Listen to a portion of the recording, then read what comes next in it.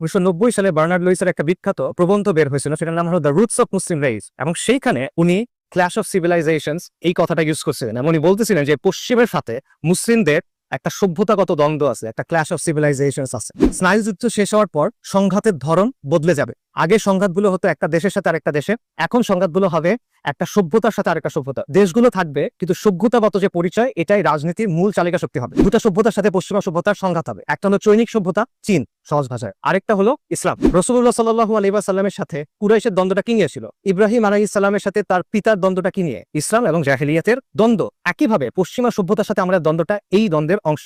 একত্ববাদী ধর্মে স্রষ্টার যেসব বৈশিষ্ট্যের কথা বলা হয়, সেকুলার ব্যবস্থায় রাষ্ট্রের উপর এই বৈশিষ্ট্যগুলো আরোপ করা হয়। পশ্চিমা সভ্যতার সাথে আমাদের যে সংঘাত আছে, এ কথা সাইদ কুতুব রাহিমাহুল্লাহ বলছেন, আবুল হাসান নাদভি বলছেন, মুস্তাফা সাবরি বলছেন, মাওলানা মওদুদি বলছেন, আব্দুল কাদের আওদা বলছেন, আল্লামা আহমদ শাকির বলছেন, আল্লামা শানকিতি রাহিমাহুল্লাহ বলছেন। হক ও বাতিলের যে চিরন্তন দ্বন্দ্ব, ইসলাম আর জাহেলিয়াতের মধ্যে যে সংঘাত, আমাদের জমিনে আমাদের সময়ে এটার বাস্তবতা হলো সেকুলার রাষ্ট্র। ইসলাম এখনো সেকুলার রাষ্ট্রের কর্তৃত্ব মানে নাই, ইসলাম এখনো সেকুলারিজমের আধিপত্য মেনে নেয় নাই। ইসলাম হলো প্রতিরোধের শেষ ফ্রন্ট।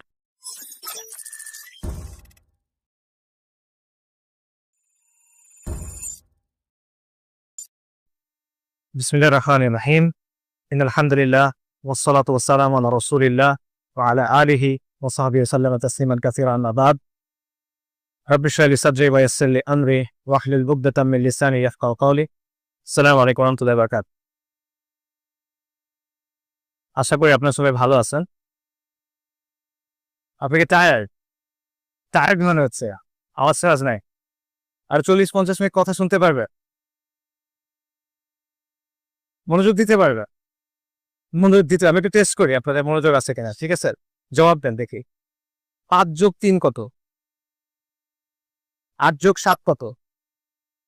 25+22 কত? 25+27 কত? 63 × 152 কত? এটা পারবেন না? এটা না পারার সমস্যা না, এটা স্বাভাবিক, এটা না পারারই কথা। এই ধরনের অঙ্কগুলো আমরা ডিভাইস ছাড়া করা কঠিন বা কাগজপত্র ছাড়া করা কঠিন। কিন্তু কঠিন কেন? কেন কঠিন? কেন আগের 3টা অঙ্ক আমরা খুব ইজিলি মনে মনে করতে পারি আর পরের অঙ্কটা আমরা করতে পারি না? কারণ এখানে প্রসেসটা ডিফারেন্ট। যেই প্রক্রিয়ায় এই অঙ্কটা করতে হয় সেই প্রক্রিয়াটা ডিফারেন্ট। আমাদের ব্রেইন এত বড় হিসাব একসাথে করতে পারে না, আমরা এটা ভাগ ভাগ করে করতে হয়। গুণটা আপনারা কিভাবে করবেন? প্রথমে একটা সংখ্যা দিয়ে গুণ করবেন, তারপরে অন্য সংখ্যাটা দিয়ে গুণ করবেন, তারপর যোগ করে মিলাবেন, রাইট? এবং এই জিনিসটা মনে মনে করা ডিফিকাল্ট। আমরা মনে মনে অনেক অঙ্ক করতে পারি, এগুলো নিয়ে আলাদা বই আছে, মানসাঙ্ক, মেন্টাল ম্যাথ, এরকম অনেক বই আছে। কিন্তু সব ধরনের অঙ্ক কিন্তু মনে মনে করা যায় না। যেমন মনে করেন সরল অঙ্ক মনে মনে করা সম্ভব, ত্রিকোণমিতি, ক্যালকুলাস, এগুলো মনে মনে করা সম্ভব না। ইনফ্যাক্ট অনেক বড় বড় যোগ বিয়োগ গুণ ভাগ এগুলো মনে মনে করা সম্ভব না। একটু আগে আমি যেটা বললাম, এটা একটা বড় হুন যেটা মনে মনে করা সম্ভব না।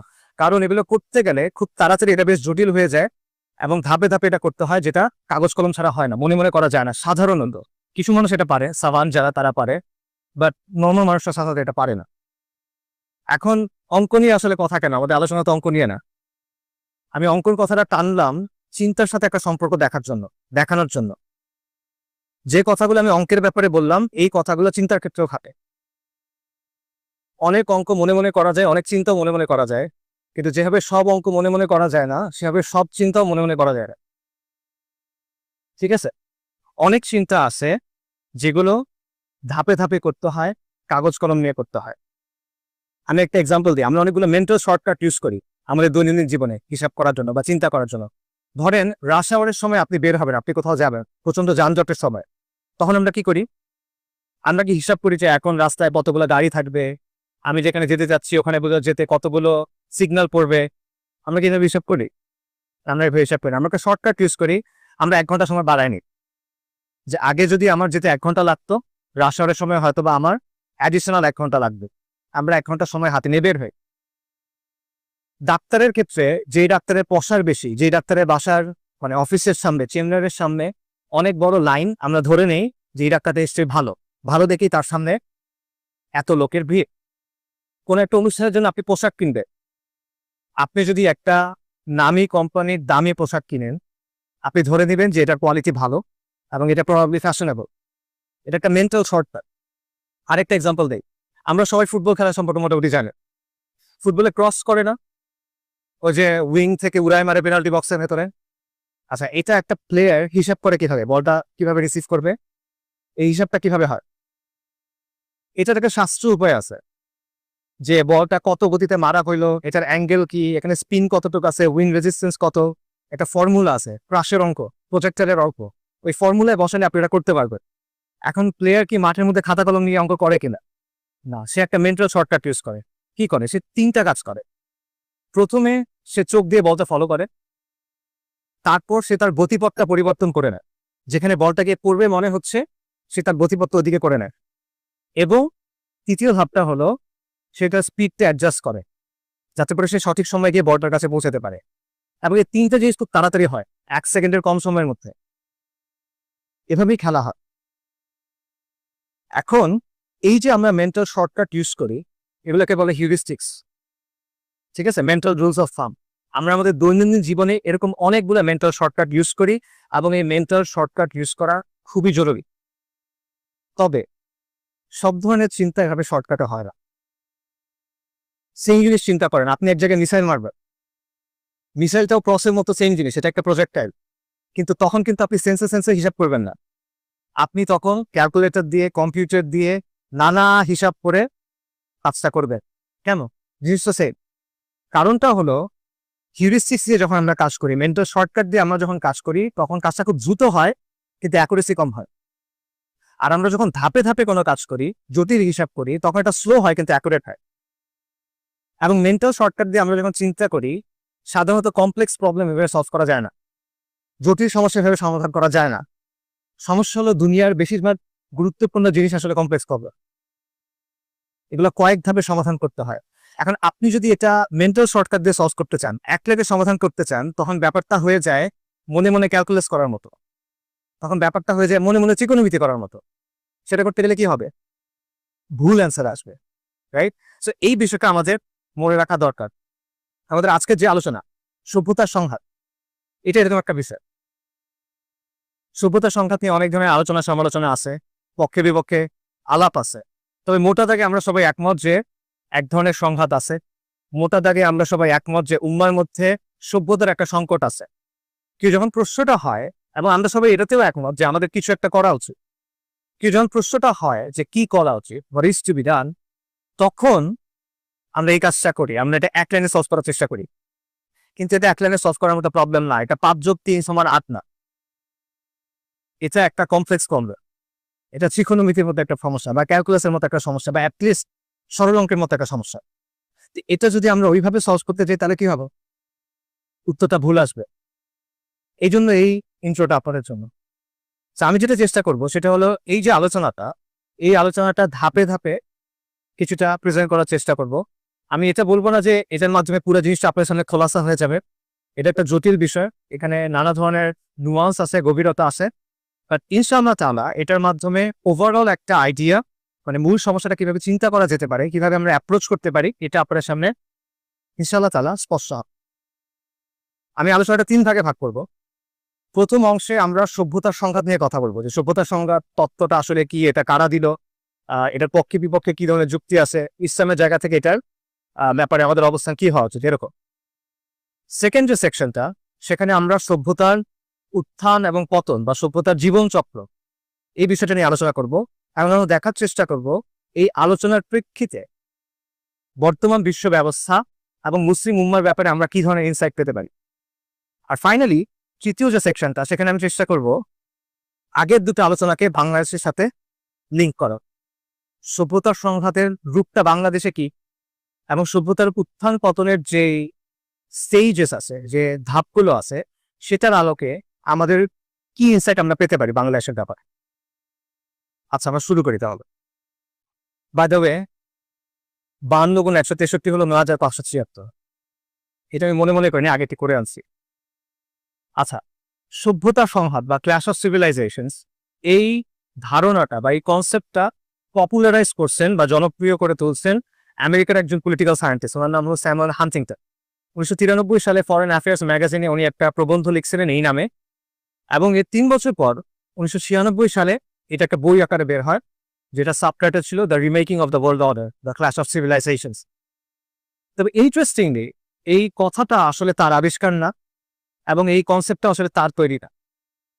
তার আগে আরেকজন ওয়েস্টার্ন স্কলার এই ধারণাটা এবং এই ফ্রেজটা কয়েন করছিলেন। তার নাম কে বলতে পারবে? এই ভদ্রলোক একজন ওরিয়েন্টালিস্ট, একজন জায়নিস্ট এবং একজন ইহুদি। তার নাম হলো বার্নার্ড লুইস।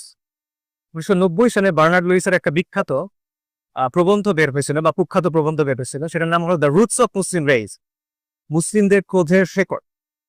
এবং সেইখানে উনি ক্ল্যাশ অফ সিভিলাইজেশনস এই কথাটা ইউজ করছিলেন এবং উনি বলতেছিলেন যে পশ্চিমের সাথে মুসলিমদের একটা সভ্যতাগত দ্বন্দ্ব আছে, একটা ক্ল্যাশ অফ সিভিলাইজেশনস আছে। এই ধারণাটা এবং এই ফ্রেজটা পরবর্তীতে স্যামুয়েল হান্টিংটন ব্যবহার করছে। তো ক্ল্যাশ অফ সিভিলাইজেশনস স্যামুয়েল হান্টিংটনের যে ফ্রেজই, সেটার এটা অর্থ কি? এটার অর্থ হলো সিম্পলি স্নায়ুযুদ্ধ শেষ হওয়ার পর পৃথিবীতে সংঘাতের ধরন বদলে যাবে। আগে সংঘাতগুলো হতো একটা দেশের সাথে আরেকটা দেশের, এখন সংঘাতগুলো হবে একটা সভ্যতার সাথে আরেকটা সভ্যতার।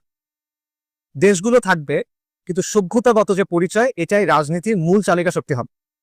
এবং বিভিন্ন সভ্যতার মধ্যে যে পার্থক্যগুলো আছে, বিশ্বাসের পার্থক্য, মূল্যবোধের পার্থক্য, সংস্কৃতির পার্থক্য, এই পার্থক্যগুলোর কারণেই সংঘাত হবে।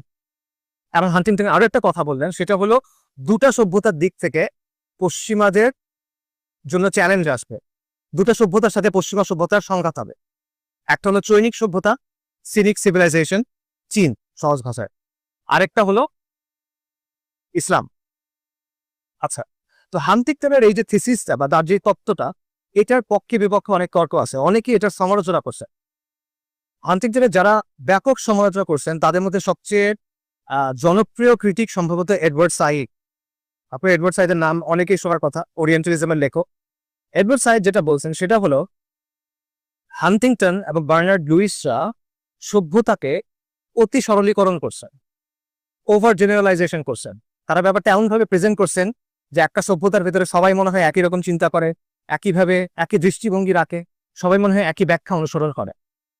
সো এডওয়ার্ড সাইডের অ্যাকচুয়াল কথাটা ছিল যে ইসলামকে এসেনশিয়ালিস্ট ভাবে উপস্থাপন করা হয়েছে, এসেনশিয়ালিস্ট ভাবে উপস্থাপন করা হয়েছে। এটার মানে হলো মুসলিম উম্মার ভেতরে সবাই একরকম না, এখানে বিভিন্ন দৃষ্টিভঙ্গি আছে, এখানে বিভিন্ন বৈচিত্র্য আছে, বিভিন্ন ধরনের ব্যাখ্যা আছে, বিভিন্ন ধরনের দৃষ্টিভঙ্গি আছে। তো হান্টিংটন এবং বার্নার্ড লুইস ব্যাপারটা এভাবে প্রেজেন্ট করছেন যে সব মুসলিম মনে হয় একই রকম, সবাই মনে হয় একইভাবে চিন্তা করে, এখন সবাই মনে হয় পশ্চিমকে শত্রু হিসেবে দেয়। এটা ঠিক না। এটা কার কথা? এডওয়ার্ড সাইডের কথা। এডওয়ার্ড সাইড বলতেছেন এই ক্ল্যাশ অফ সিভিলাইজেশনস এর তত্ত্ব, এটা একটা বানোয়াট তত্ত্ব, এটা একটা বিপজ্জনক তত্ত্ব, এবং এটার পিছনে রাজনৈতিক একটা উদ্দেশ্য আছে। ইনফ্যাক্ট অনেকে যেটা বলছে সেটা হলো এটা হলো একটা ফরমাইজ তত্ত্ব, কারণ স্নায়ুযুদ্ধ শেষ, আমেরিকার এখন নতুন শত্রু দরকার। এই নতুন শত্রু খোঁজার জন্য তারা চীন এবং মুসলিমদের শত্রু হিসেবে চিহ্নিত করছে। এটা হলো এডওয়ার্ড সাইডের কাউন্টার আর্গুমেন্ট, এবং আরো অনেকে। বাট এটারও কাউন্টার আর্গুমেন্ট আছে। কাউন্টার আর্গুমেন্টটা কি? সেটা হলো, ধরেন আমরা মানলাম যে একটা সভ্যতার মধ্যে বৈচিত্র্য আছে, একটা সংস্কৃতির মধ্যে সবাই একইভাবে চিন্তা করে না, বিভিন্ন ব্যাখ্যা থাকে, বিভিন্ন দৃষ্টিভঙ্গি থাকে, সত্য। তারপরও তো মৌলিক কিছু বিষয় থাকে যেগুলো এক, কোর কিছু বিশ্বাস তো ডেফিনেটলি থাকে, নিশ্চয়ই কিছু মূল্যবোধ থাকে, নিশ্চয়ই কিছু বৈশিষ্ট্য থাকে যেগুলোর ব্যাপারে সবাই একমত। একমত দেখেই তো সেটা স্বতন্ত্র একটা সিভিলাইজেশন, একমত দেখেই তো সেটা স্বতন্ত্র একটা সংস্কৃতি। যদি প্রত্যেকটা বিষয় বিতর্কিত হয় তাহলে ওটা তো কোনো একক জিনিস না, এটা ভিন্ন ভিন্ন জিনিস। একটা উদাহরণ দেয়, মনে করেন আমাদের মধ্যে সালাতের ব্যাপারে বিভিন্ন ফিকহি মতপার্থক্য আছে। নামাজ পড়ার সময় আমরা হাত কোথায় বাঁধবো, কিভাবে বাঁধবো, আমিন কিভাবে বলা হবে, আস্তে না জোরে, সিজদাতে কিভাবে যাওয়া হবে, ইত্যাদি অনেক বিপরীত মতপার্থক্য আছে না? এটা হলো ফিকহি মতপার্থক্য, শাখাগত মতপার্থক্য। কিন্তু মৌলিক বিষয়ের ব্যাপারে দ্বিমত আছে কিনা? সালাত যে আদায় করতে হবে, 5 ওয়াক্ত সালাত যে ফরজ, এটাতে তো দ্বিমত নাই। এখন কেউ যদি বলে না, তুমি বলতে পারো না সব মুসলিমরা মনে করে 5 ওয়াক্ত সালাত ফরজ, এই বলাটা ঠিক হবে না, এটা একটা এসেনশিয়ালিস্ট ব্যাখ্যা। মুসলিমদের মধ্যে বিভিন্ন দৃষ্টিভঙ্গি আছে, অনেকে তো সালাত পড়েই না, অনেকে মনে করে তিন ওয়াক্ত সালাত, রাইট? তখন কি এটা গ্রহণযোগ্য কথা হবে না?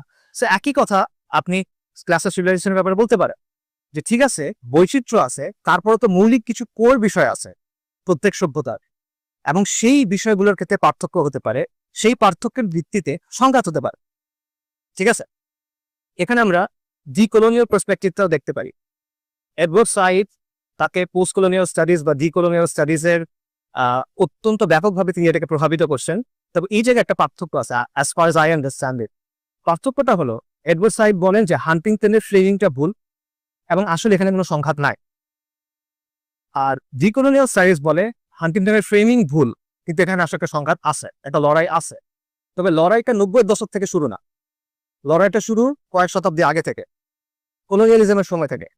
পশ্চিমারা যখন সারা বিশ্বে আগ্রাসন চালালো, সারা বিশ্বে তাদের ব্যবস্থা চাপায় দিলে, তখন থেকেই লড়াই শুরু। এবং এটা আসলে সংঘাত না, সংঘাত হয় সমানে সমানে। ইসরায়েল আর প্যালেস্টাইনের মধ্যে, ফিলিস্তিনিদের মধ্যে যখন লড়াই হয়, এটা সংঘাত কিনা না, একটা দখলদারিত্ব, একটা প্রতিরোধ। তো ডিকোলোনিয়াল স্টাডিজ বলে যে এটা হলো ইম্পোজিশন এবং রেজিস্ট্যান্স, আগ্রাসন এবং প্রতিরোধ। এই জায়গায় তাদের একটা মতপার্থক্য আছে। সো এটা হলো সভ্যতার সংঘাতের অরিজিন এবং এর ব্যাপারে নানা ব্যাখ্যা, তর্ক ইত্যাদি। এখন এই জায়গায় আমরা আমাদের জায়গায় আসি, ইসলামের জায়গা থেকে সভ্যতার সংঘাতের ব্যাপারে আমাদের অবস্থান কি, আসলেই কি এখানে কোনো সংঘাত আছে কিনা। এখন আমরা এভাবে চিন্তা করতে পারি যে সভ্যতার সংঘাতের তত্ত্ব দিচ্ছে প্রথমে একটা ইহুদি জায়নিস্ট ওরিয়েন্টালিস্ট খারাপ লোক, আর এটার বিরুদ্ধে বলছে এডওয়ার্ড সাইড যে একটা ভালো লোক, ফিলিস্তিনি লেফটিস্ট লোক, ফিলিস্তিনের পক্ষে ভালো ভালো কথাবার্তা বলছে, সাম্রাজ্যবাদের সমালোচনা করছে। তার মানে সভ্যতার সংঘাত বলে আসলে কিছু নাই না, ব্যাপারটা এরকম না। এটা তো সিম্পলি চিন্তা করলে হবে না। আমরা হান্টিংটনের ফ্রেমিং বাদ দিলাম, আমরা বার্নার্ড লুইসের কথা বাদ দিলাম, আমরা ইসলামের জায়গা থেকে দেখি আধুনিক পশ্চিমা যে সভ্যতা, এটার সাথে ইসলামের সংঘাত আছে কিনা, আধুনিক পশ্চিমা সভ্যতার সাথে ইসলামের দ্বন্দ্ব আছে কিনা। অবশ্যই আছে। কেন? কারণটা হলো আধুনিক পশ্চিমা সভ্যতার বিভিন্ন তত্ত্ব আছে, বিভিন্ন মতবাদ আছে, বিভিন্ন ব্যবস্থা আছে। তাদের অর্থনৈতিক মতবাদ, রাজনৈতিক মতবাদ, সামাজিক তত্ত্ব, বিভিন্ন ধরনের কাঠামো আছে। কিন্তু এই সবগুলোর উৎসটা কি, এই সবগুলোর ভিত্তিটা কি, এই সবগুলোর ভেতরে কি আছে? এই সবগুলোর ভেতরে আপনি তিনটা মৌলিক ক্যারেক্টারিস্টিক্স দেখতে পাবেন সব সময়। প্রথম ক্যারেক্টারিস্টিক্স হলো, বা প্রথম বৈশিষ্ট্য হলো, ক্যারেক্টারিস্টিক হলো যে এই সব কিছুর ভিত্তি হলো মানুষের আকল, মানবীয় বিচার বুদ্ধি। যত মতবাদ, যত তত্ত্ব, যত ব্যবস্থা, এগুলো সবকিছুর উৎস কি? মানবীয় বিচার বুদ্ধি। এটি মূল মাপকাঠি। এবং যখন মানবীয় বিচার বুদ্ধিকে মাপকাঠি হিসেবে গ্রহণ করা হচ্ছে, তখন আপনার কোন জিনিসটাকে অস্বীকার করতে হচ্ছে? আপনার আসমানি কিতাব এবং রিসালাতকে অস্বীকার করা হচ্ছে। কোন একটা বিষয়ে ওয়াহি বলতেছে এ আর মানুষের আকল বলতেছে বি, আধুনিক সভ্যতা কোনটা গ্রহণ করবে? সবসময় সে বি গ্রহণ করবে। তার মানে হলো সে রিসালাত এবং ওয়াহিব কর্তৃত্বকে অস্বীকার করতেছে। এবং এটার অনুসিদ্ধান্ত বা এটার লজিক্যাল ফলাফল হলো সে সমাজ এবং শাসনের ক্ষেত্রে মহান আল্লাহর যে কর্তৃত্ব, সেটাকে কি করতেছে? অস্বীকার করতেছে। আরো সহজভাবে চিন্তা করে, পশ্চিমা সভ্যতার সাথে আমাদের যে দ্বন্দ্ব, এটাকে তিনটা প্রশ্নের মধ্যে আনা যায়। কর্তৃত্ব কার? মাপকাঠি কি? অনুসরণীয় কে? সিম্পল। কর্তৃত্ব কার? পশ্চিমা সভ্যতা বলবে কর্তৃত্ব মানুষ, মানুষের কর্তৃত্ব, সবার উপর মানুষ সত্য, তাহার উপর নাই। মাপকাঠি কি? মানুষের বিচার বুদ্ধি, মানবীয় তত্ত্ব, মানবীয় ব্যবস্থা। অনুসরণীয় কে? অনুসরণীয় মানুষ। কোন মানুষ? সেখানে মতপার্থক্য হতে পারে। কেউ বলবে গ্রিসের ফিলোসফাররা, কেউ বলবে মধ্যযুগের পলিম্যাথরা, নিউটন বা লিওনার্দো দা ভিঞ্চি, এই টাইপের লোকেরা। কেউ বলবে বিজ্ঞানীরা, আইনস্টাইন বা এই টাইপের কেউ। অথবা কেউ বলবে এখন কি বলো, সেলিব্রিটিরা, ইনফ্লুয়েন্সাররা, যাত্রাপালার ভাররা, নর্তকীরা, রাইট, বাইজিরা, এরা হলো এখন অনুসরণীয়। বাট মানুষ, প্রতিটা জায়গায় মানুষ, সবার উপর মানুষ সত্য, তাহার উপর না। এটা হিউম্যানিজমের কথা। আমাদের সিস্টেম, বর্তমান বিশ্ব চলে কিসের উপরে? সেকুলার হিউম্যানিজমের উপরে। আর এখানে ইসলাম কি বলো? মাপকাঠি কি? আল ফুরকান। কর্তৃত্ব কার? আল্লাহু আকবার। সবকিছুর উপরে আল্লাহর কর্তৃত্ব, সবকিছুর ঊর্ধ্বে আল্লাহ। অনুসরণীয় দৃষ্টান্তকে রাসূলুল্লাহ সাল্লাল্লাহু আলাইহি ওয়াসাল্লাম। কেন? কারণ তিনি আল্লাহ প্রেরিত পুরুষ। এই জায়গায় আপনি দেখেন পশ্চিমা সভ্যতা যে কাজটা করতেছে, যেই বিষয়টা আল্লাহর জন্য নির্দিষ্ট, সেটা সে এনে কার উপর আরোপ করতেছে? মানুষের উপর আরোপ করতেছে। যে জিনিসটা আল্লাহর জন্য নির্দিষ্ট, সেটা যখন অন্য কারোর উপর আরোপ করা হয়, এটাকে আমরা ইসলামে কি বলি? তার মানে পশ্চিমা সভ্যতার সাথে আমাদের দ্বন্দ্ব আছে কি নাই? অবশ্যই আছে। এটা আকাইদি দ্বন্দ্ব, আর এটা নতুন কোনো দ্বন্দ্ব না। এটা মানব ইতিহাসের শুরু থেকে চলা দ্বন্দ্ব। এটা হক ও বাতিলের চিরন্তন দ্বন্দ্বের অংশ। এভাবে চিন্তা করেন, একটা বইয়ে একটা মূল ক্যারেক্টার থাকে, আর অনেকগুলো পার্শ্ব চরিত্র থাকে। একটা বইয়ে একটা মূল স্টোরি লাইন থাকে আর অনেকগুলো সাবপ্লট থাকে। বনি আদমের যে ইতিহাস, সেখানে মূল ক্যারেক্টার কারা? বনি আদমের যে ইতিহাস, এখানে মূল স্টোরিটা কি? এখানে মূল ক্যারেক্টার হলেন আম্বিয়া কেরাম আলাইহিমুসসালাতু ওয়াসসালাম। বনি আদমের শুরুটা হলো একজন নবীকে দিয়ে, আদম আলাইহিস সালাম। এবং তাদের মিশনটা কি, তাদের স্টোরিটা কি, তারা কেন দুনিয়াতে আসছে? ওয়ালাকাদ বাআসনা ফি কুল্লি উম্মাতিন রাসূলান আন ইবুদুল্লাহ ওয়াসতানিবুত তাগুত। প্রত্যেক কওমের কাছে রাসূল পাঠানো হয়েছে এই মর্মে যে তোমরা তাগুতকে অস্বীকার করো এবং এক আল্লাহর ইবাদত করো, রাইট? কাজেই রাসূল, এটাই হলো মানব ইতিহাসের মূল দ্বন্দ্ব, তাওহীদের সাথে শিরকে, ঈমানের সাথে কুফরের, ইসলামের সাথে জাহেলিয়াতে। রাসূলুল্লাহ সাল্লাল্লাহু আলাইহি ওয়াসাল্লামের সাথে কুরাইশের দ্বন্দ্বটা কি নিয়ে ছিল? এটা অর্থনৈতিক দ্বন্দ্ব, রাজনৈতিক দ্বন্দ্ব না, এই জিনিসটা নিয়ে দ্বন্দ্ব, ইসলাম এবং জাহেলিয়াতের দ্বন্দ্ব। ইব্রাহিম আলাইহিস সালামের সাথে তার পিতার দ্বন্দ্বটা কি নিয়ে? তার কওমের দ্বন্দ্বটা কি নিয়ে? সেম, ইসলাম এবং জাহেলিয়াতের দ্বন্দ্ব। একইভাবে পশ্চিমা সভ্যতার সাথে আমাদের দ্বন্দ্বটা এই দ্বন্দ্বের অংশ। এটা হক এবং বাতিলের চিরন্তন যে দ্বন্দ্ব, সেটার অংশ। এবং এই দ্বন্দ্বটা বহুমুখী, এটা শুধুমাত্র রাজনৈতিক না, এটা শুধুমাত্র অর্থনৈতিক না। অবশ্যই এখানে রাজনৈতিক দিক থাকে, এখানে অর্থনৈতিক দিক থাকে, কিন্তু এটা একমাত্র দিক না। এখানে বিশ্বাসের ভূমিকা থাকে, এখানে মূল্যবোধের ভূমিকা থাকে, এখানে সংস্কৃতির ভূমিকা থাকে। আমরা অনেক সময় খুব সিম্পলি বলি যে পশ্চিমারা ইরাকে আক্রমণ করছে বা অন্য কোনো জায়গায় আক্রমণ করছে তেলের জন্য। না, তেল একটা রিজন অবশ্যই, মানে এটি একমাত্র রিজন না। এখানে আকীদার একটা সম্পর্ক আছে। সে আপনার কাছ থেকে শুধু আপনার দেশ দখল করতে চায় না, সে আলটিমেটলি কি চায়? আল্লাহ আযজা ওয়া জাল কি বলছে? ইহুদি খ্রিস্টানরা কখনো তোমাদের উপর সন্তুষ্ট হবে না যতক্ষণ না কি হাত্তা তাত্তাবিয়া মিল্লাতাহুম, যতক্ষণ না তুমি তাদের মিল্লাতের অনুসরণ করে। এবং তারা আলটিমেটলি আপনার কাছ থেকে কি চায়? তারা আলটিমেটলি চায় ইসলামের আলোটা নিভায় দিতে। এটা কার কথা? আল্লাহ আযজা ওয়া জালের কথা। ইউরিদুনা লিইউতফিউ নূরাল্লাহি বিআফওয়াহিহিম। তারা তাদের মুখের ফু দিয়ে আল্লাহর দ্বীনকে নির্বাপিত করতে চায়, রাইট? তবে সংঘাত আছে নাকি না? অবশ্যই সংঘাত আছে। এখানে আপনি দেখেন, এই কথা খালি আমার কথা না, আমাদের পূর্ববর্তীদের কথা চিন্তা করে পশ্চিমা সভ্যতার সাথে আমাদের যে সংঘাত আছে, এ কথা সাইয়েদ কুতুব রাহিমাহুল্লাহ বলছেন, আবুল হাসান নাদভী বলছেন, মুস্তাফা সাবরি বলছেন, মাওলানা মওদুদী বলছেন, আব্দুল কাদের আওদা বলছেন, আল্লামা আহমদ শাকির বলছেন, আল্লামা শানকিকি রাহিমাহুল্লাহ বলছেন। তারা কি নিজে নিজে বলছেন, বানায় বানায় বলছেন? না, তারা কোরআন এবং সুন্নাহর আলোকে বাস্তবতাকে দেখে এই কথা বলছে। আমি যাদের কথা বললাম তারা তো অনেক আগে ইন্তেকাল করছে, কিন্তু যারা বেঁচে ছিলেন হান্টিংটনের বই বের হওয়ার পরে, তারাও একই কথা বলছেন। Shahed doctor সাফরা Hawali for example, তিনি স্পেসিফিক্যালি হান্টিংটনের থিসিস নিয়ে কথা বলছেন এবং উনি বলছেন, হ্যাঁ, পশ্চিমের সাথে আমাদের সব দ্বন্দ্ব আছে, এবং এই দ্বন্দ্বটা রাজনৈতিক না, এই দ্বন্দ্বটা অর্থনৈতিক না, এখানে বিশ্বাসের একটা ভূমিকা আছে, মূল্যবোধের একটা ভূমিকা আছে। এবং তিনি বলছেন পশ্চিমা সভ্যতা হলো আধুনিক জাহেলিয়া।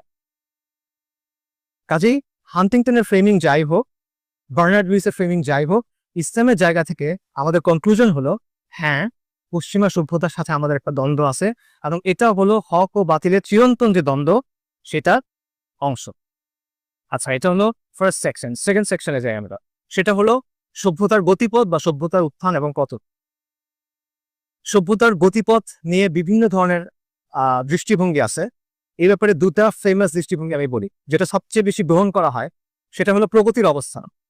প্রগতির অবস্থান বলে যে যত সময় যাচ্ছে তত মানব জাতির উন্নতি হচ্ছে, যত সময় যাচ্ছে তত মানব জাতির বিকাশ হচ্ছে, এবং এটা সর্বক্ষেত্রে। এটা জ্ঞান বিজ্ঞানে, এটা বৈষয়িক ক্ষেত্রে, এটা প্রযুক্তির ক্ষেত্রে, এবং ক্রুশালি এটা নৈতিকতার ক্ষেত্রে, এটা মূল্যবোধের ক্ষেত্র। ঠিক আছে? তার মানে হলো বর্তমানের মানুষ ইন অ্যান অ্যাবসলিউট সেন্স অতীতের মানুষের চেয়ে ভালো, সব দিক থেকে, বৈষয়িকভাবে, প্রযুক্তিগতভাবে, জ্ঞান বিজ্ঞানের দিক থেকে, এবং নৈতিকভাবে, মূল্যবোধের দিক থেকেও। একইভাবে আগামীর মানুষ এখনকার মানুষের চেয়ে ভালো হবে। এটা হলো প্রগতির অবস্থান, নিরন্তর প্রগতি। এটা যে একটা গ্রাফ চিন্তা করেন, এটা আপওয়ার্ড স্লোপিং। দ্বিতীয় যে অবস্থান ইতিহাসের ব্যাপারে বা সভ্যতার ব্যাপারে, এটা হলো সাইক্লিক্যাল হিস্ট্রি, যে ইতিহাসে সভ্যতাগুলোর মধ্যে একটা চক্র দেখা যায়, উত্থান এবং পতনের একটা চক্র দেখা যায়। প্রত্যেক সভ্যতার উত্থান, তাদের বিকাশ এবং তাদের পতনের মধ্যে একই ধরনের কিছু প্রবণতা, একই ধরনের কিছু প্যাটার্ন দেখা যায়। ঠিক আছে? একদম হুবহু এক হয় না, কিন্তু ধাঁচটা সিমিলার হয়। যেহেতু স্থান, কাল, পাত্রের তারতম্য আছে, তাই ম্যানিফেস্টেশনটা একটু ডিফারেন্ট হয়। ঠিক আছে? এটাকে স্প্রিং এর মতো চিন্তা করে। স্প্রিং কি করে, ঘুরে ঘুরে সামনে আগায়, রাইট? এক জায়গায় ঘুরে না, আবার সোজা আগায়। এই যে ঘুরে, ঘোরাটা সেম, কিন্তু একটু সামনে আগাতে আগাতে। তাদের দৃষ্টিভঙ্গিটা অনেকটা এইরকম। এই অবস্থান অনেক পশ্চিমা একাডেমি গ্রহণ করছেন। For example Arnold Toynbee, Oswald Spengler, Paul Kennedy, Peter টার্সে, জোসেফ আনওয়েন, পিটারিন সরোকিন, এরা সবাই এই ধরনের অবস্থান গ্রহণ করছেন। তবে সাইক্লিক্যাল হিস্ট্রির মূল যে ধারণা, এটার ক্ষেত্রে সবচেয়ে বিখ্যাত যে ব্যক্তি ধারণা দিয়েছেন সেটা হলো ইবনু খালদুন। ইবনু খালদুনের চিন্তা থেকে বাকি সবাই কোনো না কোনো ভাবে প্রভাবিত, এটা মনে হয় বলা যায়। ইবনু খালদুনের দৃষ্টিভঙ্গিটা কি সভ্যতার ব্যাপার? তার ভঙ্গি হলো একটা সভ্যতা শুরু হয়, এরপর এটা বিকাশের একটা সর্বোচ্চ ধারায় পৌঁছায়, সর্বোচ্চ পয়েন্টে পৌঁছায়। সভ্যতার সূচনা হয়, তারপর এটা বিকাশের একটা সর্বোচ্চ পয়েন্টে গিয়ে পৌঁছায়, তারপর এটা স্থবির হয়ে আসে, তারপর এটা অবনতি হয় এবং এক পর্যায়ে পতন হয়। আপনি যদি একটা গ্রাফ চিন্তা করেন, এইদিকে সময়ে এদিকে উন্নয়ন, তাহলে এটা বেল শেপ কার্ভ। বিকাশ হবে, একটা জায়গায় গিয়ে পৌঁছাবে, তারপর স্ট্যাটিক হয়ে যাবে, তারপর এটা অবনতি হবে এবং পতন ঘটবে, তারপর নতুন কোনো সভ্যতা উত্থান ঘটবে। ইবনু খালদুনের এই বিশ্লেষণের উপর ভিত্তি করে অনেকে সভ্যতার যে স্টেজ, এগুলোকে কয়েক ভাগে ভাগ করছেন। কেউ 4 ভাগে, কেউ 5 ভাগে, কেউ 7 ভাগে, কেউ 9 ভাগে। আমার কাছে 7 ভাগেটা ভালো লাগে, সেটা আমি আপনাদেরকে বলি যে একটা সভ্যতার উত্থান এবং পতনের ধাপগুলো আসলে কি কি।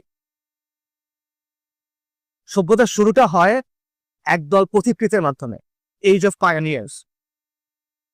তারা একটা সভ্যতার গোড়াপত্তন করে এবং তাদের মধ্যে 3টা বৈশিষ্ট্য থাকতে হবে। প্রথম বৈশিষ্ট্য হলো তাদের মধ্যে শক্ত এই গ্রুপ বন্ডিং লাগবে, তাদের মধ্যে খুব ভালো একটা কালেকটিভ সংহতি লাগবে, বন্ডিং লাগবে। এটাকে ইবনু খালদুন বলতেছেন আসাবিয়া, সামষ্টিক পরিচয়ের একটা অনুভূতি। এই আসাবিয়া ভিত্তি কি হইতে পারে? গোত্র পরিচয় হতে পারে, জাতিগত পরিচয় হতে পারে, অথবা দিন হতে পারে, বিশ্বাস হইতে পারে।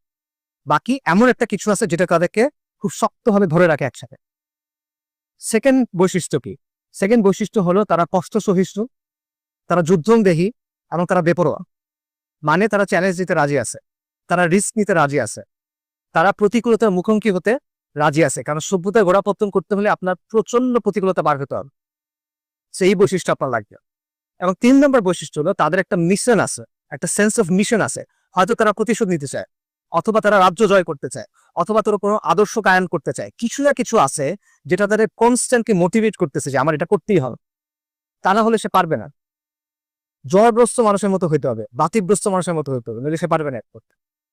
ঠিক আছে, এই 3টা বৈশিষ্ট্য, এটার মাধ্যমে সভ্যতার গোড়াপত্তন হয়। এটা ফার্স্ট স্টেজ। সেকেন্ড স্টেজ কি? সেকেন্ড স্টেজ হলো দ্য এজ অফ কনসলিডেশন।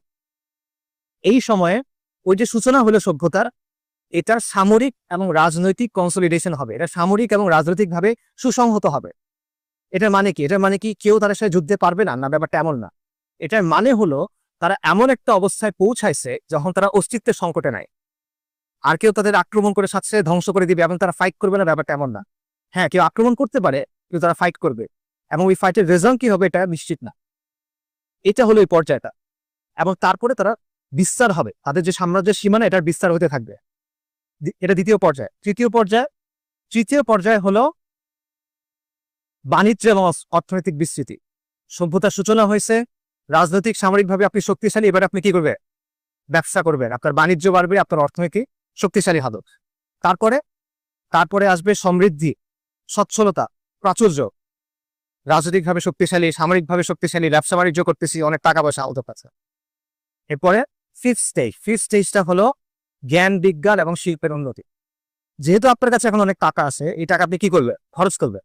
এই খরচটা আপনি তখন করতেছেন জ্ঞান বিজ্ঞানের পেছনে, শিল্পের পেছনে।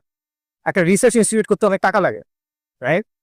এখন আপনি সেটা করতে পারতেছেন। এই জায়গাটা আমরা ভুল করি, আমরা খুব ওই যে এক লাইনে চিন্তা, আমরা চিন্তা করি সমাধান কি? জ্ঞান বিজ্ঞান উন্নত হইতে হবে। না, আপনি পারবেন না। এটা ফিফথ স্টেজের কথা ইবনু খালদুনের বিশ্লেষণ অনুযায়ী বা সাইক্লিক্যাল হিস্ট্রির বিশ্লেষণ অনুযায়ী। আমি এখনো পর্যন্ত এমন কোন সভ্যতার কথা জানি না যেটা জ্ঞান বিজ্ঞানের উন্নতির মাধ্যমে প্রতিষ্ঠিত হয়েছে।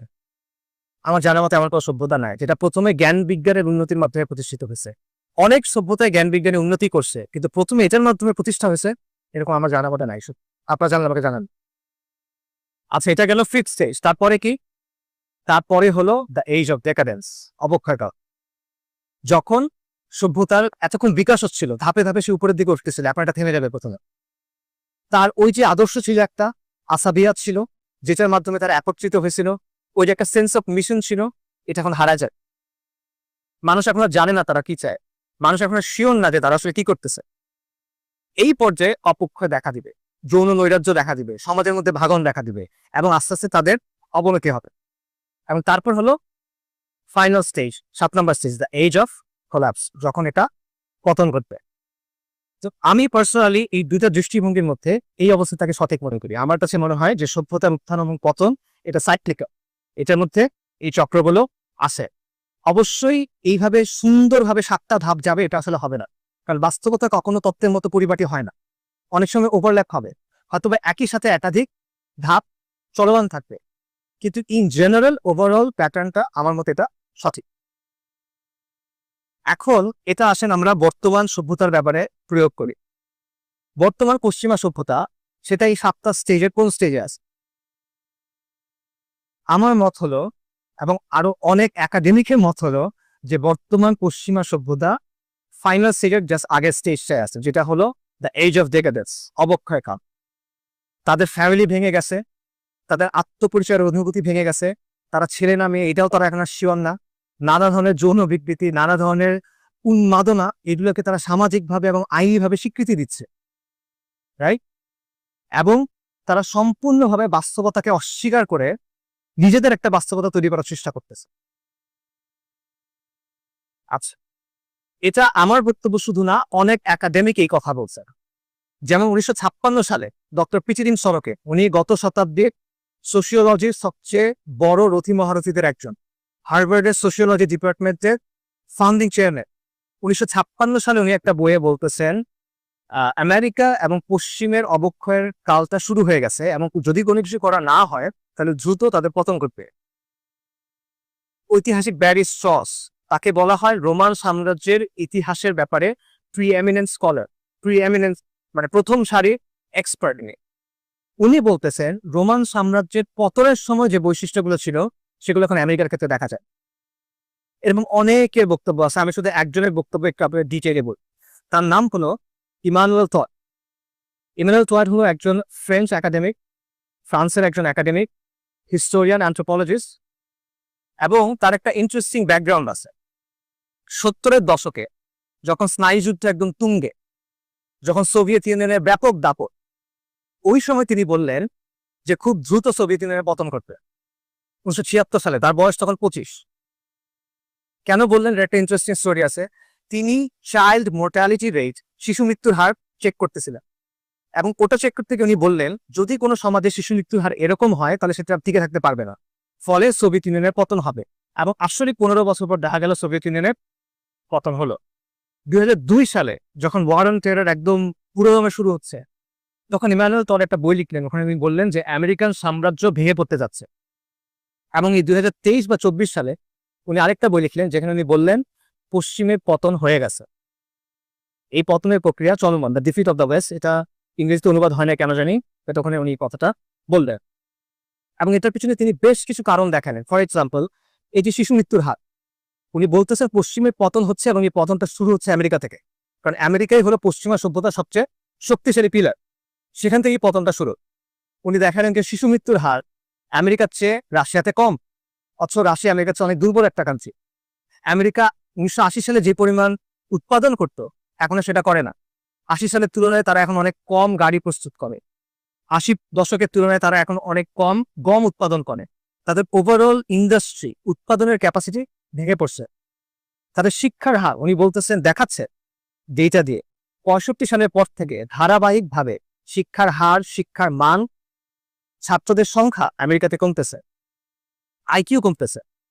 এটা উনি বলতেছে তরুণরা এমন সব ক্যারিয়ারের দিকে যাচ্ছে যেগুলো কোনো ভ্যালু অ্যাড করে না ইকোনমিতে, এগুলো ভ্যালু ট্রান্সফার করে। ফর এক্সাম্পল, লয়ার বা ফাইন্যান্সিয়াল অ্যানালিস্ট যারা ওয়াল স্ট্রিটে কাজ করে, তারা কিন্তু কোনো কিছু প্রডিউস করে না, তারা প্রোডাকশনের মানে ভ্যালুটা ট্রান্সফার করে বেসিক্যালি। এটাকে উনি বলছেন ইন্টারনাল ব্রেইন রেট, রাইট? এবং উনি বলতেছেন যে ক্যাপিটালিজম বেসিক্যালি নিওলিবারাল ফাইন্যান্সিয়াল ক্যাপিটালিজমে পরিণত হয়েছে, যার ফলে অর্থনীতিও ভেঙে গেছে, সমাজও ভেঙে গেছে। ফলে পশ্চিমের অবস্থাটা আজকে এমন যে এটা একদিকে বিস্তারিত হচ্ছে, অন্যদিকে তার যেটা কেন্দ্র ওটা ধসে পড়তেছে। এটা ইমানুয়েল টয়ের কথা। এবং উনি বলতেছেন এটার পেছনে আরো কিছু কারণ আছে। তার বক্তব্য হলো পশ্চিমের যে উত্থান, পশ্চিমা সভ্যতার যে উত্থান, এটার পেছনে ধর্মের একটা ভূমিকা আছে, বিশেষ করে ক্রিশ্চিয়ানিটির প্রটেস্ট্যান্ট ধারা। কেন? কারণ প্রটেস্ট্যান্ট ধারা শিক্ষাকে খুব গুরুত্ব দেয়। প্রটেস্ট্যান্ট ধারার শিক্ষা হলো প্রত্যেক খ্রিস্টান তার দায়িত্ব হলো বাইবেলটা সে নিজে নিজে পড়বে এবং পড়ে নিজে নিজে শিক্ষা গ্রহণ করবে। অবশ্যই আপনার শিক্ষাকে গুরুত্ব দিতে হবে। এবং এই শিক্ষার গুরুত্বের কারণে যেসব দেশের শিল্প বিপ্লব হয়েছে আপনি দেখবেন সেখানে প্রটেস্ট্যান্টিজম খুব প্রভাবশালী। যেমন Britain Protestant, American Protestant, Germany 2/3 Protestant.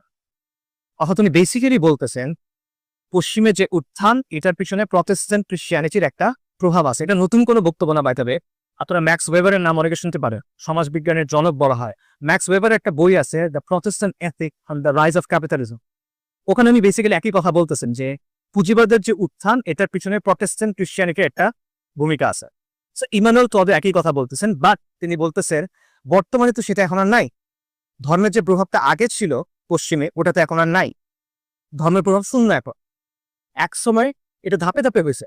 একসময় পশ্চিমা বিশ্বের সাধারণ মানুষ ধর্মে বিশ্বাস করত এবং ধর্মের মূল্যবোধ গুলা সহজে বাস্তবায়িত হতো। এরপর একটা স্টেজ আসলো যখন মানুষ আর ধর্মে বিশ্বাস করে না, বাট ধর্মের মূল্যবোধ গুলো সমাজে এখনো বিরাজমান। আর বর্তমানে এমন একটা অবস্থায় পৌঁছাইছে যেখানে মানুষও বিশ্বাস করে না, ধর্মের মূল্যবোধ সমাজের মধ্যে নাই, শিক্ষার ওই গুরুত্বও নাই এবং ওই কাঠামো নাই। সে জায়গায় এখন কি আসছে? ইমানুয়েল টড বলতেছেন এখানে আসছে নায়ালিজম, নৈতিক শূন্যতা, বাস্তবতাকে অস্বীকার করার একটা প্রবণতা, বাস্তবতাকে ধ্বংস করার একটা প্রবণতা। এই যে ট্রান্সজেন্ডারিজমের মতো উন্মাদনা বলা, এটা হলো বাস্তবতাকে অস্বীকার করা এবং নিজের একটা বাস্তবতা তৈরি করার প্রবণতা।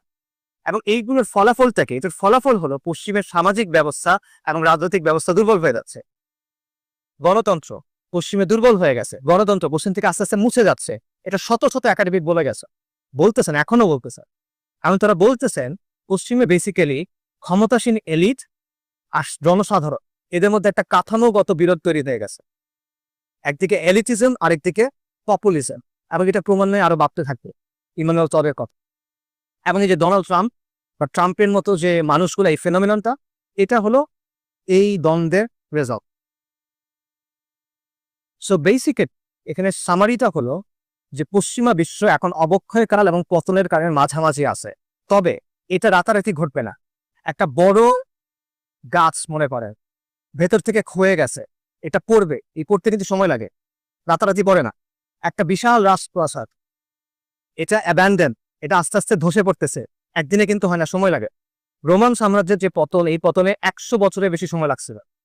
একইভাবে পশ্চিমা বিশ্বের যে পতন, এটাতেও সময় লাগবে, কয়েক দশক সময় হয়তো বা লাগবে, কিন্তু পতনের প্রক্রিয়া চলমান।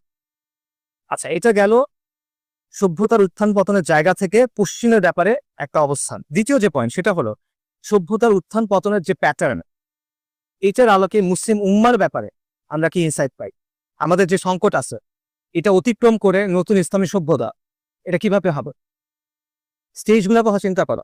প্রথমে পথিকৃতদের ধাপ, তারপর হলো সামাজিক, তারপর হলো সামরিক এবং রাজনৈতিক কনসলিডেশনের ধাপ, সুসংহত হওয়ার ধাপ।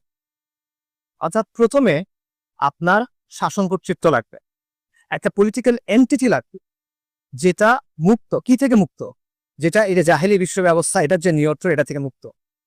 এবং এটাকে সামরিক এবং রাজনৈতিক ভাবে সুসংহত হতে হবে। এটার মানে এটা না যে সেটার নিউক্লিয়ার বম থাকবে বা এটার ডেস্ট্রয়ার থাকবে বা B-52 থাকবে।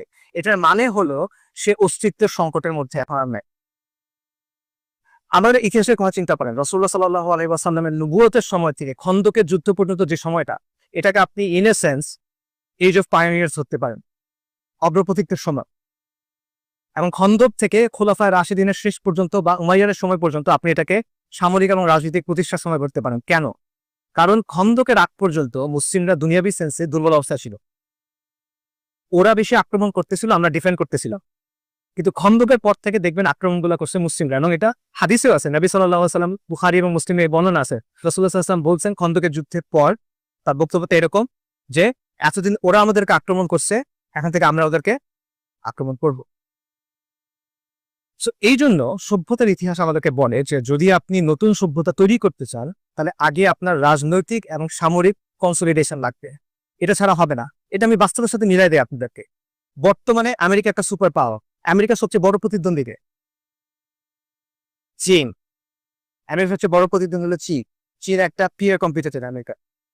কিন্তু চীন আজকে এই অবস্থায় কিভাবে আসছে? আজ থেকে 100 বছর আগে চীনের কি অবস্থা ছিল? আজকে থেকে 100 বছর আগে চীনের অবস্থা অত্যন্ত দুর্বল ছিল। বিভিন্ন বৈদেশিক শক্তি চীনের বিভিন্ন অঞ্চলে প্রভাব বিস্তার করছিল। ক্যান্টন, সাংহাই, হংকং এরকম জায়গাগুলো তারা নিয়ে গেছে। হাজার বছরের যে চৈনিক সভ্যতা সেটা নানা ভাগে বিভক্ত হয়ে গেছে, তাদের ভেতরে অভ্যন্তরীণ লড়াই চলতেছে টু দ্য এক্সটেন্ট যে 1840 থেকে 1940-এর শেষ পর্যন্ত যে সময়টা, এটাকে চাইনিজরা কি বলে? সেঞ্চুরি অফ হিউমিলিয়েশন, লাঞ্ছনার শতাব্দী। সেই জায়গা থেকে আজকে কিভাবে চীন আমেরিকার পিয়ার কম্পিটিটর, প্রধান প্রতিদ্বন্দ্বী কিভাবে হয়েছে? এটা হয়েছে এইভাবে যে প্রথমে চাইনিজ কমিউনিস্ট পার্টি একটা ভয়ঙ্কর রক্তাক্ত যুদ্ধের মধ্য দিয়ে চীনের ক্ষমতা দখল করছে। তারা সমাজতন্ত্র কায়েম করছে। এরা হলো পায়োনিয়ার, তাদের অগ্রপথী। তাদের আদর্শ কি ছিল? তাদের আসাবিয়া কি ছিল? কমিউনিজম। এটা প্রতিষ্ঠা করার পর তারা এই যে চীনা সাম্রাজ্য বিভক্ত হয়ে গেছিল, এটাকে যুদ্ধ করে আবার একীভূত করছে। তারপরে তার ব্যবসা বাণিজ্য উন্নতি আসছে, তারপরে তার প্রযুক্তিতে উন্নতি আসছে। গণচীন প্রতিষ্ঠিত হয়েছে 1949 সালে। আপনি তার কাছ থেকে সে পৃথিবীর প্রোডাকশন হাব হচ্ছে কখন? 90-এর দশকে। এই 40 বছর সে কি করছে? সে শুরুতে কিন্তু প্রোডাকশন হাব হয় না। চীনে এখন মানুষ পড়তে যায়, শুরুতে পড়তে যেত কিনা? যেত না। সো মিলে কিনা ইবনে খালদুনের ধাপের সাথে? ইবনে খালদুন বলতেছেন যে প্রথমে হলো অগ্রপথিকদের মাধ্যমে সামরিক এবং রাজনৈতিক কনসলিডেশন। চীনের যে কমিউনিস্ট পার্টি সেটার প্রধান কে ছিল? মাও সেতুং। মাও সেতুংয়ের বিখ্যাত উক্তি কি? ক্ষমতা কোত্থেকে আসে? Political power comes out of the barrel of a gun. Rifle থেকে আসে বেসিক্যালি। ওকে, এই বিষয়টা হলো বাস্তবতা। আমরা অনেক সময় মনে করি যে আমাদের আগে টাকা পয়সা, বাণিজ্য, শিল্প এটসেট্রা লাগবে না। আপনার যদি এই পলিটিক্যাল শক্তিটা না থাকে তাহলে আপনার যত টাকা হোক কোনো লাভ নাই। আরবদের কথা চিন্তা করে, আরব দেশগুলোর কথা। আরব দেশগুলোর তো সবচেয়ে বেশি ধনী এখন তারা, কিন্তু তারা একটা স্বাধীন সিদ্ধান্ত নিতে পারে না, কারণ তারা পশ্চিমের মুখাপেক্ষী। আর যে দেশগুলো স্বাধীন সিদ্ধান্ত নিতে পারে, চীন, রাশিয়া, উত্তর কোরিয়া, ইনফ্যাক্ট ইরানও, তারা এটা কেন নিতে পারে? কারণ তারা পশ্চিমের যে প্রভাব বলয় এটা থেকে মুক্ত হয়ে একটা পলিটিক্যাল এন্টিটি তৈরি করতে পারছে। একই দেশ আপনি তালেবানের ক্ষেত্রে চিন্তা করতে পারেন, আফগানিস্তানের ক্ষেত্রে চিন্তা করতে পারে। তারা এখন সেকেন্ড স্টেজটাতে আছে, সামরিক এবং রাজনৈতিক কনসলিডেশন। এবং তারা এখন এমন একটা অবস্থায় আছে যেখানে তারা অস্তিত্ব সংকটে নাই। তাদেরকে কে আক্রমণ করবে? নেটো আক্রমণ করছিল 20 বছর পর, তারপর তারা চলে যেতে বাধ্য হয়েছে। নেটো আক্রমণ করার আগে যারা ক্ষমতায় ছিল, নেটো যাওয়ার পরও তারা ক্ষমতায় আছে। আর কি আক্রমণ করবে তাদেরকে? তারা অস্তিত্বের সংকট এখন নাই, তারা কনসলিডেশনের পর্যায়ে আছে। এইটা হলো আগে আসে। এখানে আরেকটা বিষয়, সেটা হলো রাজনৈতিক এবং সামরিক যে প্রতিষ্ঠা, এটার আগে আরেকটা বিষয় আছে, সেটা হলো প্রতিকৃতদের ধাপটা। এবং প্রতিকৃতের যে শুরুটা, সেটা কি দিয়ে হয়? একটা চিন্তা থাকে, একটা আদর্শ থাকে, একটা মিশন থাকে। এগুলো শুরুটা কোথায় হয়? শুরুটা চিন্তার ক্ষেত্রে হয়, এটা শুরুটা অন্তরের ক্ষেত্রে হয়, রাইট? আগে মনোজগতে বিপ্লব হয়, তারপর বাস্তবে সেটা প্রতিষ্ঠিত হয়। এটি ইতিহাসের সাক্ষ্য। তো এক সেন্স আমরা বলতে পারি যে সভ্যতার যে উত্থান, এটা শুরুটা জ্ঞানতাত্ত্বিক ভাবে হয়। তবে এখানে একটা বিষয় ক্লিয়ার করা দরকার, সেটা হলো জ্ঞানতাত্ত্বিক ভাবে হয়, তার মানে এটা না যে ওদের হার্ভার্ড আছে, আমাদের হার্ভার্ড বানাইতে হবে। ওদের অনেক তত্ত্ব আছে, মতবাদ আছে, তন্ত্রমন্ত্র আছে, আমাদের এরকম বানাতে হবে, অথবা আমাদের এগুলোর ইসলামী ভার্সন বানাতে হবে না। ব্যাপারটা এমনটা না। এটার মানেটা হলো যে চিন্তাগত ভাবে আপনি তার নিয়ন্ত্রণের বাইরে, আপনি বিদ্যমানতাকে চ্যালেঞ্জ করতে পারতেছে। তার চিন্তাটা বেসিক্যালি বিপ্লব এই অর্থে। তার যে বক্সটা আছে, সেই যে নিয়মগুলো ঠিক করে দিছে, এটার বাইরে গিয়ে চিন্তা করার সাহসটা আপনার আছে, ওই স্পর্ধাটা আপনার আছে। এই অর্থে এটা জ্ঞানতাত্ত্বিক। এটা মানে এটা না যে আপনার হার্ভার্ড বানাতে হবে একটা। আচ্ছা, এবার আমরা ফাইনাল সেকশনে যাই, সেটা হলো প্রেক্ষাপট নিয়ে। যে সভ্যতার সংঘাত নিয়ে আমরা কথা বললাম এবং সভ্যতার উত্থান পতন নিয়ে আমরা কথা বললাম, এটা আমরা বাংলাদেশের সাথে মেলানোর চেষ্টা করি। সভ্যতার সংঘাত এটা বাংলাদেশে আছে কিনা?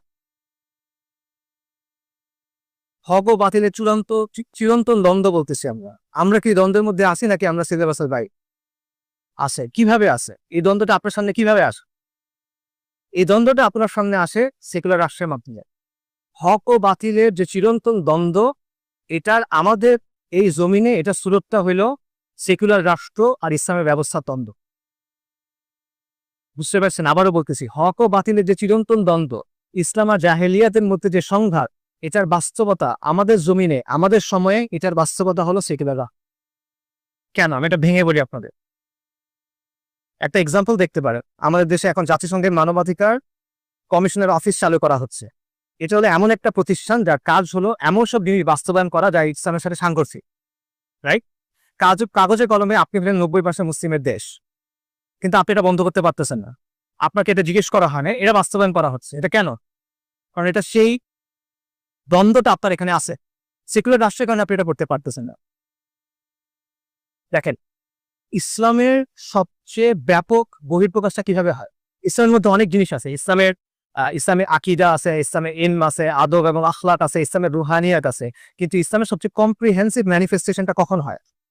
ইসলামী শাসন এবং ইসলামী সমাজের মধ্য দিয়ে। কারেক্ট? ইসলাম আসলে কি এটা আপনি বুঝবেন যখন আপনি ইসলামী শাসন এবং ইসলামী সমাজের মধ্যে যাবেন, রাইট? একই কথা আধুনিক জাহিলিয়াতের ক্ষেত্রে প্রযোজ্য।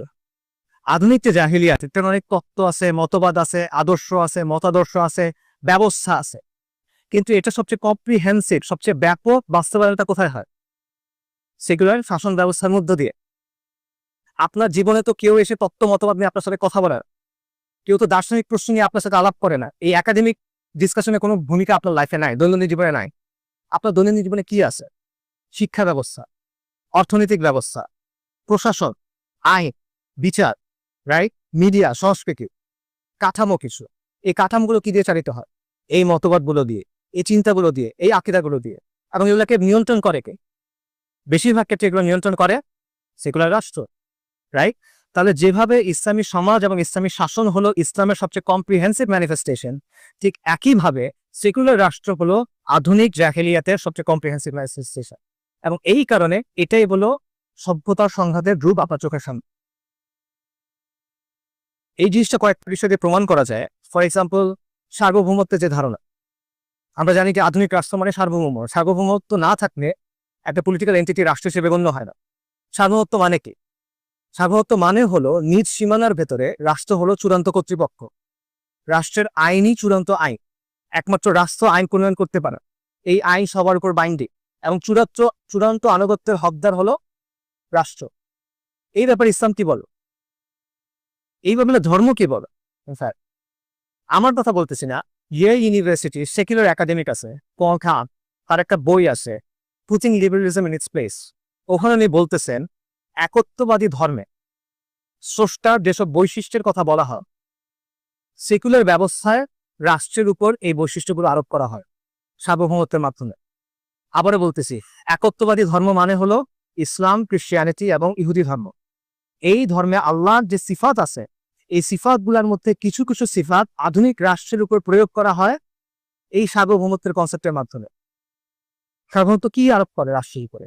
সার্বভৌমত্ব বলে যে চূড়ান্ত আনুগত্য, মাত্র এটা বললাম যে চূড়ান্ত আনুগত্য হলো রাষ্ট্রের, আইন ও বিচারের একমাত্র উৎস হলো রাষ্ট্র, রাষ্ট্রের সীমানার মধ্যে সবচেয়ে বড় কর্তৃপক্ষ রাষ্ট্র। রাষ্ট্র ঠিক করে কোনটা বৈধ, কোনটা অবৈধ, কোনটা হালাল, কোনটা হারাম। রাষ্ট্র সহিংসতার বৈধতা দেয়। আপনি রাষ্ট্র যখন কাউকে মারে অথবা রাষ্ট্রের জন্য যখন কাউকে মারা হয়, তখন সেটা ভালো কাজ, আপনি খেতাব পাবেন। কিন্তু যদি অন্য কাউকে মারেন, যদি অন্য কোনো কারণে, তখন সেটা খারাপ, আপনাকে ফাঁসি দেওয়া হয়। অর্থাৎ সে সহিংসতার বৈধতা দেয়। এবং রাষ্ট্র হলো নাগরিকদের পরিচয়ের উৎস। কোনো মানুষের যদি এই যে আপনার যে পাসপোর্ট আছে, সেটা হলো ইন্টারন্যাশনাল আইডেন্টিটি কার্ড, রাইট?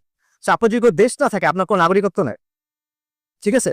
রাষ্ট্র আপনার অস্তিত্ব ঠিক করতেছে ইন এ সেন্স।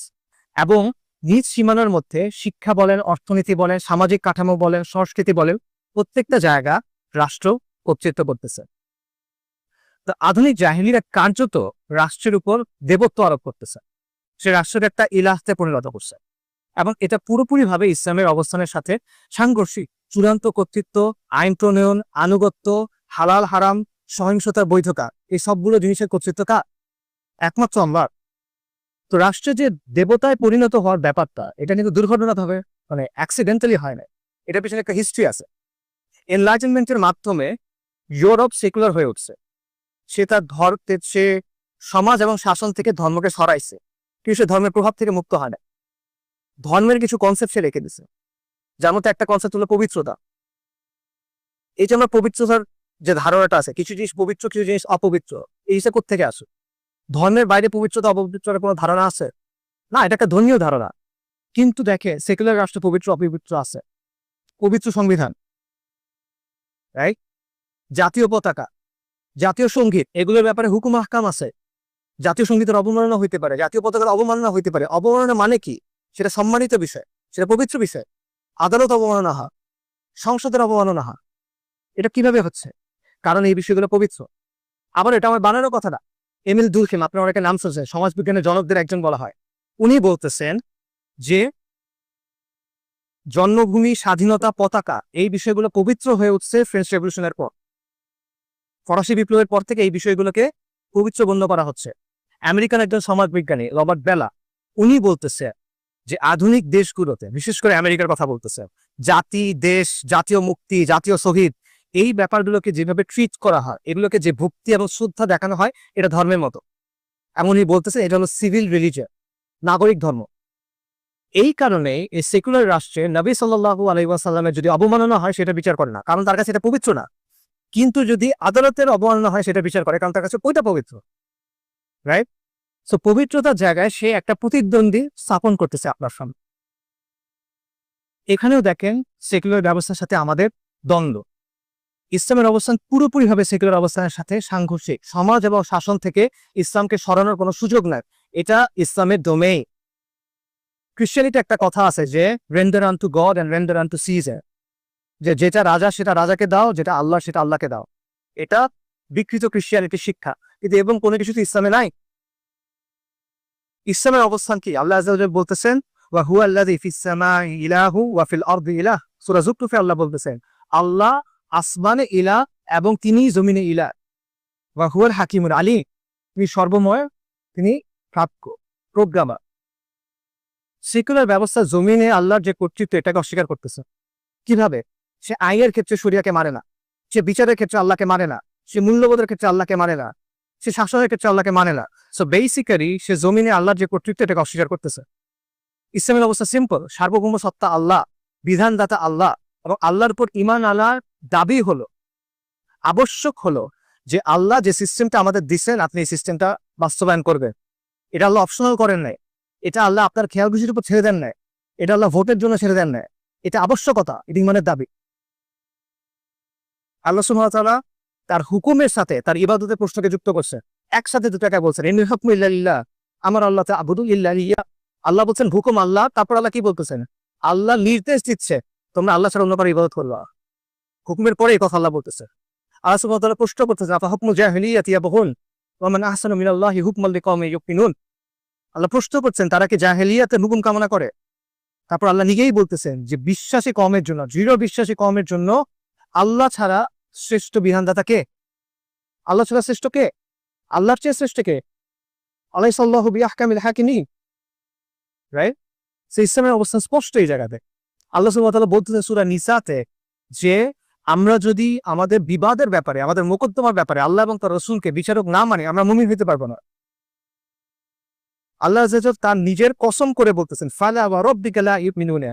আল্লাহ বলছেন ইয়া রাসূলুল্লাহকে বলতেছেন আপনার রবের কসম, তারা ঈমানদার হইতে পারবে না হাত্তা ইউহাক্কিমুকা ফীমা শাজারা বাইনাহুম, যতক্ষণ না পর্যন্ত তারা তাদের নিজেদের বিবাদের ব্যাপারে আপনাকে বিচারক মানবে। এমন খালি বিচারক মানলে হবে না, পরে ওই আয়াতে পরেও আল্লাহ বলতেছে তাদের অন্তর এটা নিয়ে সন্তুষ্ট হইতে হবে, বলে ঈমান হবে না। এত সহজ না ঈমান। কাজেই এখানে ইসলাম এবং সেকুলার ব্যবস্থা মুখোমুখি দাঁড়ায় যায়। এই দুই অবস্থানের মধ্যে কোনো সমন্বয় সম্ভব না। ইসলাম যদি এগুলো মেনে নেয় সেকুলার ব্যবস্থার কথা, তাহলে এটার ইসলাম থাকবে না।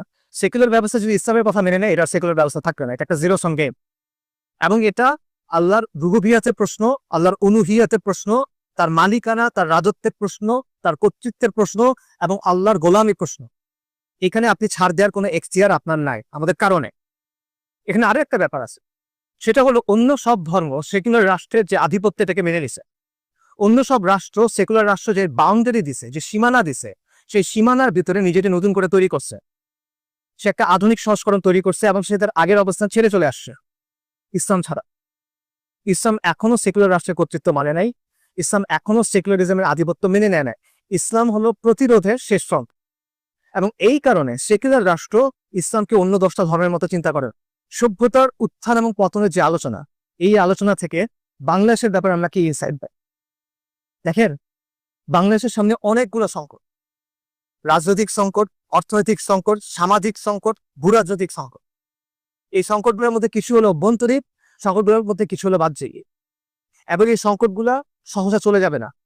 যত সময় যাবে সংকটগুলো আরো ঘনীভূত হবে, এগুলো আরো জটিল রূপ ধারণ করবে, এবং এগুলো আমাদের অস্তিত্বের জন্য হুমকি হয়ে দাঁড়াবে, এগুলো এক্সিস্টেন্সিয়াল ক্রাইসিস হয়ে দাঁড়াবে। আমাদের হাতে খুব বেশি সময় নাই, আমাদের এই একটা সমাধান খুঁজে বের করতে হবে। কিন্তু এই জমিনের দুর্ভাগ্য হলো, এই জমিনের মানুষ বারবার উঠে দাঁড়াইছে, বারবার বিদ্রোহ করছে, বারবার কুরবানি দিছে, বারবার রক্ত দিছে, কিন্তু তারা যেটা চাইছে তারা এটা কখনোই পায় না। তাদের তামান্না কখনো বাস্তবায়িত হয় নাই, এখনো হয় না। এই জুলাই গণঅভ্যুত্থানের 1 বছর পরে এখানে দাঁড়ায় এটা আমরা স্পষ্টভাবে বলতে পারি যে জুলাই গণঅভ্যুত্থান বহুলাংশে ব্যর্থ। পুরোপুরি ব্যর্থ বলতেছি না, কারণ আওয়ামী জাহিলিয়াতের এক ধরনের পতন হয়েছে, ইটস এ সিগনিফিকেন্ট ডিসিশন। এটা করে ঠুমকো কিছু না, কিন্তু এটা তো তাৎক্ষণিক অর্জন।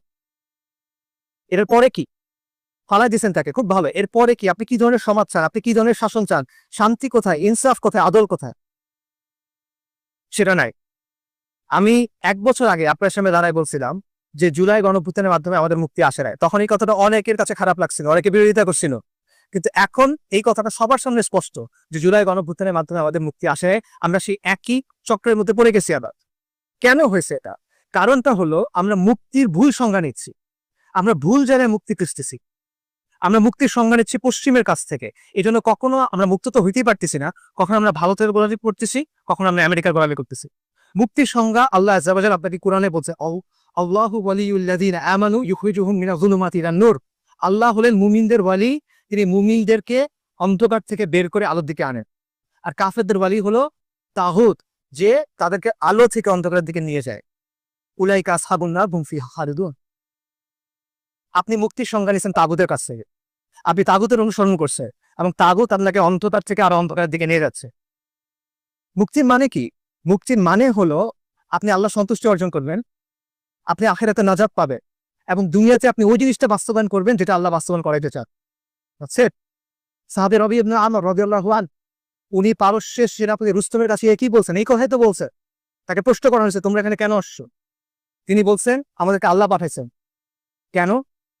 মানুষকে মাখলুকের গোলামি থেকে বের করে খালেকের গোলামির দিকে নিয়ে যাওয়ার জন্য, মানুষকে দুনিয়ার সংকীর্ণতা থেকে মুক্ত করে দুনিয়া এবং আখিরাতের প্রশস্ততার দিকে নিয়ে যাওয়ার জন্য। আল্লাহ আমাদেরকে পাঠাইছেন মানুষকে ধর্মের অন্যায় এবং অবিচার থেকে বের করে ইসলামের আদরের দিকে নিয়ে যাওয়ার জন্য। এটাই তো মুক্তি, এটাই তো আজাদু। কিন্তু আপনি সেটা চাচ্ছেন না, আপনি খুঁজতেছেন কোন জায়গায়? আপনি খুঁজতেছেন পশ্চিমা মতবাদের মধ্যে। এবং আমরা আরেকটা সমস্যা করছি, যেটা আমরা ইমিডিয়েট সলিউশনের দিকে তাড়াচ্ছি, আমরা তাৎক্ষণিক অর্জনের দিকে তাকাচ্ছি। আমরা মনে করতেছি আইয়ুব খানের পতন হলেই হবে, আমরা মনে করছি ইয়াহিয়ার জুলুম শেষ হলেই হবে, আমরা মনে করছি এরশাদের পতন হলেই হবে, আমরা মনে করছি হাসিনার পতন হলেই মনে হবে। ভবিষ্যতে পতন কিছু হয় নাই, কারণ আপনি বারবার ব্যক্তি পরিবর্তন করতেছেন। আপনার সমস্যাটা ব্যক্তি নিয়ে না, ব্যক্তি একটা সমস্যা অবশ্যই, কিন্তু সমস্যার গোড়া কোথায়? ব্যবস্থায়। আপনার ব্যবস্থা পরিবর্তন করতে হবে। যতক্ষণ পর্যন্ত আপনি ব্যবস্থা নিয়ে পরিবর্তন করতে না পারতেছেন, ততক্ষণ পর্যন্ত আপনার সমস্যার সমাধান হবে না।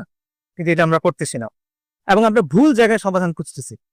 ইমাম গাজ্জালীর একটা কথা আছে, সেটা হলো সমাজের ভিত্তি হলো দিন, আর সমাজের অভিভাবক হলো শাসন। কিন্তু আপনি পুরো আলোচনাটা করতেছেন কি নিয়ে? শাসক পরিবর্তন করা নিয়ে এবং সুশাসন নিয়ে।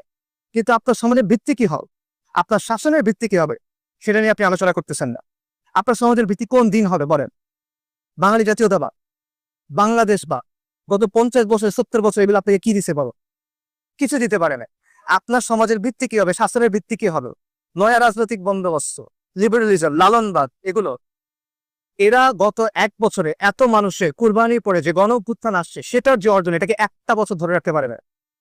এগুলো নিয়ে আপনি হিন্দুত্ববাদের সামনে দাঁড়াবেন, এটা নিয়ে আপনি ভারতীয় সম্প্রসারণবাদের সামনে দাঁড়াবেন, এটা নিয়ে আপনি লিবারালিজমের মোকাবেলা করবেন, এটা নিয়ে আপনি সভ্যতার সংঘাতে বিজয়ী হবেন?